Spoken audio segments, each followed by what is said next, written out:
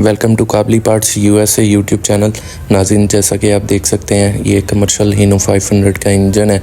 वैसे तो हमारे पास रूटीन में जो है होंडा सिविक, रिबॉर्न, रीबर्थ गाड़ियों का सारा सस्पेंशन और सामान वगैरह आता रहता है, लेकिन इस दफ़ा हमने कमर्शियल गाड़ी का भी इंजन, बॉडी पार्ट्स, उसका कंप्लीट ट्रक जो है हमने कटिंग करवा के मंगवाया। तो जैसा कि आप देख सकते हैं ये इंजन की आपके सामने कंडीशन है। कंडीशन इसकी बिल्कुल मिंट है। ये नीचे पूरा इसका फ्रेम लगा हुआ है, कमानियाँ भी इसकी साथ में ही अटैच हैं।